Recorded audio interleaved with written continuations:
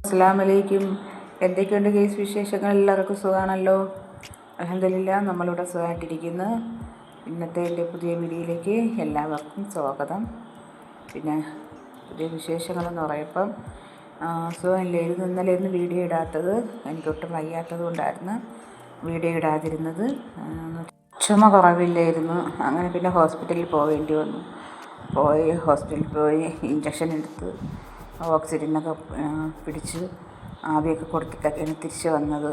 ഇന്ന് 22-ാം തീയതി വൈകുന്നേരത്തെ വീഡിയോ ആണ് ഞാൻ എടുത്തിട്ടുള്ളത്.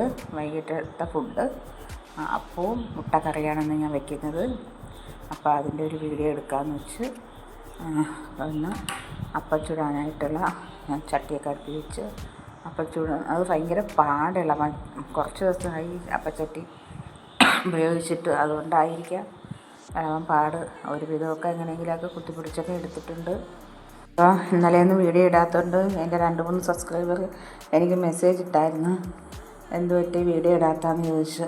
അപ്പോൾ അത് ഞാൻ റിപ്ലൈ കൊടുത്തത്. അപ്പോൾ ആണ് അവരറിയുന്നത് കാര്യം. അപ്പോൾ ഞാനൊരു മുട്ടക്കറി ഉണ്ടാക്കാനായിട്ട് ആവശ്യത്തിനുള്ള തേങ്ങയും എടുത്ത് 1/2 സ്പൂൺ മുളക് പൊടി വേണ്ട, 1/2 സ്പൂണിൻ്റെ പകുതി മുളക് പൊടിയും. തേങ്ങ എത്രയാണോ നിങ്ങൾ ഉപയോഗിക്കുന്നത് അതിനനുസരിച്ചുള്ള പൊടി ഇട്ടാൽ മതി. പിന്നെ 2-3 കഷ്ണം ചെറിയ ഉള്ളിയും പെരിഞ്ചീരകവും ഉപ്പും മഞ്ഞൾപ്പൊടിയും കൂടെ ഇട്ട് നല്ലതുപോലെ അരച്ചെടുക്കണം. നമ്മൾ ചമ്മന്തിക്കറിക്ക് മീൻകറിക്ക് അരയ്ക്കുന്നത് പോലെ നല്ലതുപോലെ അരച്ചെടുക്കണം. അപ്പോൾ ഞാൻ ഒരു ചട്ടി വെച്ചെടുത്തിട്ടുണ്ട്, ഇരുമ്പുചട്ടി വെച്ചെടുത്തിട്ടുണ്ട്. കറിവേപ്പില എൻ്റെ കയ്യിലില്ലായിരുന്നു.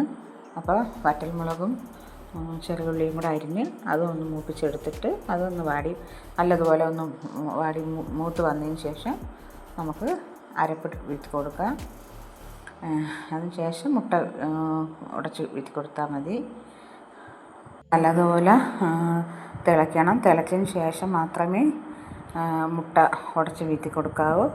മുട്ട ഉടച്ച് വീഴ്ത്തി കൊടുത്തതിന് ശേഷം ഫ്ലെയിം കുറച്ച് വെച്ചേക്കായിരുന്നു. ഫ്ലെയിം കൂട്ടി വെച്ച് കൊടുക്കുക.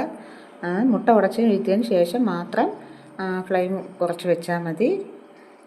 അരപ്പ് നല്ലതുപോലെ തിളച്ചതിന് ശേഷം മാത്രമേ മുട്ട ഉടച്ച് വീഴ്ത്താവൂ.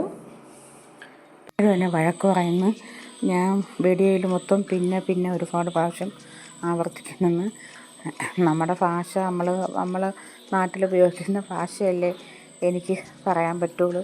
അതെത്ര മാറ്റാൻ ശ്രമിച്ചു പിന്നെ അത് തന്നെ വരും. ഇതാണ് അപ്പം മൊത്തം ഇതുപോലെ പൊടിഞ്ഞളവിയൊക്കെയാണ് വന്നത്. ഞാനൊന്നും ചെയ്തതല്ല. അത് എന്താണ് പറ്റിയതെന്ന് എനിക്കറിയാൻ വയ്യ. അപ്പോൾ മുട്ടയെല്ലാം ഉടച്ച് വീഴ്ത്തി കൊടുത്തിട്ടുണ്ട്. ഇനി നമുക്ക് ഫ്ലെയിം കുറച്ച് വയ്ക്കാം. ഇടിയപ്പത്തിൻ്റെ കൂടെയും അപ്പത്തിൻ്റെ കൂടെയും പുട്ടിൻ്റെ കൂടെയും ഒക്കെ നല്ലതാണ് ഈ കറി ഇങ്ങനെ ഉണ്ടാക്കുന്നത്. പിന്നെ അമ്മ വിളിച്ചിട്ട് പറഞ്ഞു അവന് മുട്ട 3 അവിച്ച് വയ്ക്കണമെന്ന് പറഞ്ഞ്. അപ്പോൾ ഞാൻ 3 മുട്ട വയ്ക്കാൻ എടുത്തിട്ടുണ്ട്. നാടൻ മുട്ടയാണ്. നാടൻ മുട്ടയുടെ വെള്ള മുട്ടയുടെ ആയാലും മഞ്ഞക്കരി കഴിക്കത്തില്ല. എൻ്റെ വെള്ള മാത്രമേ കഴിക്കത്തുള്ളൂ. മഞ്ഞക്കരി എടുത്ത് കളയും. അപ്പോൾ കുക്കറിലോട്ട് വെച്ചാൽ ഒരു ഫിസിൽ കേട്ടാൽ മതി. മറ്റേതപ്പോൾ തോന്നേരം വയ്ക്കേണ്ടി വരും. അപ്പോൾ ഇതപ്പോൾ ഒരു ഫിസിലാകപ്പോൾ നിർത്തി വയ്ക്കാമല്ലോ. ഇത് കേട്ടതിന് ശേഷം ഓഫാക്കി വെച്ചിട്ട് ഒരു 10 മിനിറ്റ് കഴിഞ്ഞ് കുക്കർ തുറന്നാൽ മതി. അപ്പം മുട്ട നല്ലതുപോലെ വെന്തിരിക്കും. അല്ലെങ്കിൽ അപ്പോഴും തന്നെ കുക്കർ തുറന്നു കഴിഞ്ഞാൽ നമുക്ക് മുട്ട മൊത്തം പിരിഞ്ഞ് പോവും. പിന്നെ മുട്ടക്കറിയെല്ലാം ഇവിടെ റെഡിയാക്കി വെച്ചിട്ടുണ്ട്.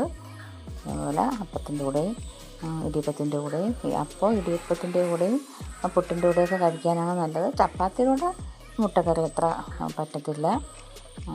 പിന്നെ എന്ന് പറയുമ്പം ഇത്രയൊക്കെ ഉള്ളൂ. വീഡിയോ ഇഷ്ടപ്പെട്ടെങ്കിൽ ലൈക്ക്, ഷെയറും കമൻറ്റും സബ്സ്ക്രൈബും ചെയ്യാൻ മറക്കണ്ട. അസ്സലാമു അലൈക്കും.